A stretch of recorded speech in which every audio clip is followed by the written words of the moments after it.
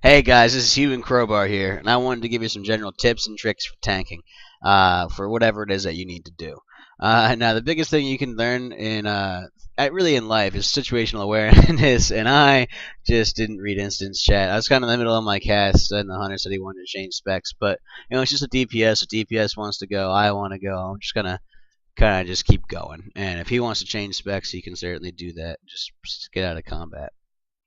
Uh, Now, the most important thing you're going to do as a tank is actually positioning, um, and it's kind of like you want to get everyone else in the raid set up to do what they do best, and not really worry about yourself so much. Now, I kind of lose aggro a little bit here, but I know I can only move this boss the second after she casts, so I want to do that as soon as possible. And I am not picking up aggro very well here. I kind of can't see what's going on with the raid frames. Actually, it's kind of aggravating. I have it on small frames. I'm actually gonna go change that because that's bothering me. Just gonna get some easy rotations going, so I can do that while I'm doing this. Anyway, sorry about that. So like aggro is super important, but I dropped it there because that's the only time I could have moved the boss. So that's a little bit different. Blood decays, the way they work, I would have to pop a cooldown if I wanted to get threat and mitigate at the same time. So I just, instead of popping a cooldown right off the bat, I just decided to let it go. Okay. So the thing that like positioning is super important, but it only separates the good tanks from like an acceptable tank. Now, like if you throw an experienced tank into a raid next to a very new tank, you're gonna immediately notice a difference, and you're not gonna understand why.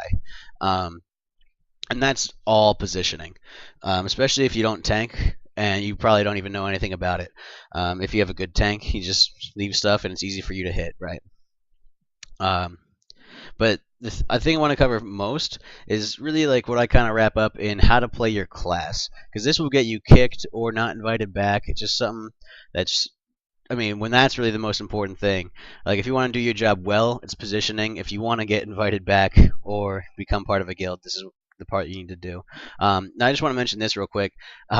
Making like I kind of this is why I love tanking. It's just the way I like to summarize this is like when you're tanky, you want to make one big gigantic ball of death for your DPS to just annihilate stuff, and that's really the most important thing. So especially when I'm overgeared for this dungeon, I really just want to make super huge pulls since I know I can take it as a tank, even without a healer. I can probably take all of those on, and that my DPS just annihilate them. So that's what I'm going to do. Now, again, something that's positioning here is I'm looking each way, trying to anticipate the mechanic, making sure that frontal cone is not going to hit my DPS or anything. And I am a bit rusty right now. I haven't tanked in a little while, and it's a new tune. And I should have gotten back in front of that boss right away, or then she wouldn't have moved. So that's kind of my slip up, guys. I'm so sorry for that. Anyway, so the most important thing, I brought my menu up earlier, is checking out dodge and parry and block. Diminishing returns apply to all of those. And if you don't know what that is, I'll probably do a video just about diminishing returns, so you can stay tuned in the future. But for now, I'm just going to tell you the what, and I'll tell you the why a little bit later. But you really want to balance those out. Now, as a DK, I'm just going to have an insane amount of parry. It's just the way the DKs work, and also kind of Mr. Pandaria just gives you a lot of parry gear, not a whole lot of dodge gear. So I went as deep into dodge as I could. You guys can check out my gems and enchants. I'm on Tichondria, so you can just look me up. Um, but also, I went as much into dodge and parry as I could, or dodge as I could to balance out my parry. I dropped as much parry as I could, and I still am at 20% parry and 12% dodge. Just the life of being a DK, I suppose. Now, I didn't go as deep into dodge as I didn't drop everything to dodge. I need around 130% mastery. That's something that's really important too. Is just knowing what's best for your class. That's something that I can't tell you guys. I'll do a little bit about each individual tanking class later. But this is just general, and this is what DKs need. I need a minimum of 130% mastery to get the job done.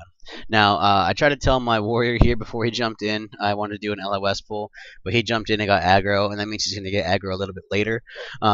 This is a really fun pull. I like doing this because it's different and you don't see it a lot, so I like it. But it's really easy for your DPS to screw up, especially if they're standing line of sight. But yeah, that's what it means. Is line of sight. LOS pull is line of sight, and you can see the warriors getting aggro here right now because he jumped in earlier. Basically, you run in, you tag everything, and run line of sight basically through this corridor into a different room, and they will follow you since they're casters and try to kill you, and then that helps you make your big ball of death kind of thing. I love it. Anyway, so back to that. The biggest thing with playing your class is there's mitigation, aggro and threat, healing, and stamina. And again, I'll get into the why later, but right now, I just want you to know mitigation is the only thing that's important. It's not the most important, it's the only thing that's important. Like healing, you have healers. Don't heal. Stamina is just bad. It's bad. Don't ever stack stamina. Every time I get a blue gem socket, I kind of cry. I'm a little bit sad. And aggro and threat is so easy to get in Mists of Pandaria. You pretty much have to go AFK for like 10 minutes to not keep aggro on a target as a tank. And they're also increasing it in 5.4. So if you're having aggro problems, you're probably just not doing your DPS rotation correctly. Like tanks have a couple different rotations. They have like their cooldown rotation or CD rotation, defensive cooldown rotation, their DPS rotation, their AoE threat rotation, and their mitigation rotation. And its mitigation rotation is just the most important. Half of the reason is because it rhymes, but seriously, it's the most important. So the learning your mitigation rotation is kind of falls into your class specific thing. I can't really tell you what to do as a prot warrior, as a prot pally, whatever. Keep Shield of the Righteous up, what have you. Mine is to keep my blood shield up. That's why I have a blood shield tracker right about there under my mouse. Anyway, so like I'm pulling a lot here, so I just pop a defensive cooldown and just go all AoE and try to keep threat because those guys are going to do a lot of damage. Not for my level, but item level, I should say. But I'm just gonna pop one anyway. But once you've done all of that, the best thing you can do is just test. After you balance out your stats, you think you've done a pretty good job. The way to test it is you got to ask your healers, and you got to learn how to use recount to its fullest extent. I'm gonna jump to that really quick, actually. But just honestly, the best way to test it out, like recount is helpful. But if you're worried about your mitigation, the people to talk to are your healers. So that's the thing that's most important. And after that, I just want to go check out this recount real quick. So we'll go ahead and jump to that. I'll just finish this dungeon and show you guys in a little bit. Hey guys, I'm back. I got my recount up. I want to check out some damage taken. What I'm taking is not that important. I want to check out the warrior. His damage is pretty high. But that's from that LOS pull. But everyone else seems to be kind of balanced out. I'm guessing it's just the AoE damage from the second and the third boss. But yeah, so besides that warrior taking damage from the LOS pull, I did a pretty good job keeping threat there. So damage taken is a good way to check your threat. Healing done is just a great way to check your mitigation. If the healer healed me for 31% of the time and I'm the tank, that is pretty good. I'm pretty happy with that. And I healed myself for a lot too. That's just kind of blood DKs have a lot of healing. Now I want to check my healing taken. This is a great way to check what's going on, especially as a blood DK. Is with my bloodworm, I've actually healed for 45% of the healing done to me, and the healer's done 50. So now, if you're going to talk about soloing stuff and like not really needing a healer, that's kind of a great thing to look at. Now, I want to jump to this Elegon fight real quick, and it's something else a little bit later, because I wanted to show you guys, like, everything else in tanking, it kind of gets grouped up into one thing. I'm going to do my best to talk about them separately and together, because they don't make a whole lot of sense if they're just individual things. Now, the first thing, I'll just go over the big 3 points, and then I'll talk about them individually. Anticipating mechanics, cooperating with the other tank, and your healers, and positioning. We've talked a lot about positioning already because there were already some pretty good things. Right here, I'm going to talk to my other tank about doing a taunt swap, and I didn't know that the LFR version doesn't give a debuff here. Every time that he breathes on you, it usually gives you a debuff. Now, on each one of my rotations there, I used AMS on the first Celestial Breath, and I used Icebound Fortitude on the second breath, and I'm ready to use my AMS again for the next breath, but he actually switches phases. Now, again, I'm trying to talk about cooperating with your other tank, and this guy does not want to have anything to do with me at all. And I was going to talk about taunt switching for the debuff. He tells me there isn't any, and I think that's dumb. He's going to take that offensively, which is not how I meant it, but that's kind of the fate of the internet. And I was kind of a little bit off put about that. And I didn't even notice we were on the same side of the field. So I actually screwed up here because he didn't want to cooperate. One tank should be on one side, one tank should be on the other side because there's going to be an ad spawning phase after this. And so that's just not going to be very pretty. Uh, anyway, so anticipated mechanics, like I said, popping that AMS right before the Celestial Breath. I know it's magic damage, so it's great for a Blood Decay.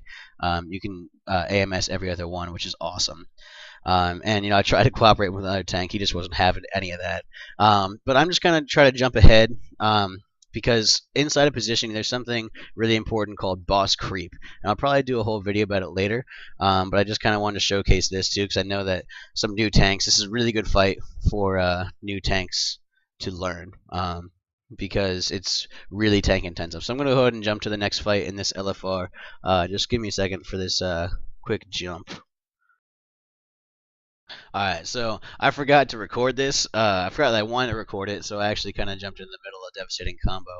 Um, but oh my god, cat, I'm gonna kill you. Really? You're gonna mess up my recording? Alright, alright. Okay, so I'm back, and I've fed my cat, and we should be ready to go. Now, I kind of already went through all the Devastating Combo footage. Well, not all of it, but a lot of it already. But the most important thing about this is dodging the mechanic. And basically, the easiest way to do that on this fight, I know it's an old fight, but I'm just going to go over it anyway because I've had some questions about it, is just getting to the center of the boss's hitbox. That one's the most annoying, the stomp, because it really, you can't get close to his hitbox. But that's when I usually pop my speed buff to counter that. And DKs are the slowest tanks out there, guys. You shouldn't really have any problem getting out of there, especially if I can do it. But the easiest way I can help you out there is just don't even mitigate. Just don't even mitigate rotation. Just avoid all the attacks. It's the most important thing. Anyway, so like boss creep is something I want to talk about. It happens a lot on this fight because you have to move a lot on this fight, and you don't really move a lot as a tank. Especially with these bosses dropping big AoE cleaves. If they get just a little bit too close together, they can cleave your whole raid. Your raid won't have anywhere to go. So that's something that just happens every time you move a little bit, and you can see I want to take the boss a little bit back to center. Alright, so that kind of wraps up my general tanking guide. I hope you guys enjoyed. But right now I'm just going to head out, so keep on rocking out, guys.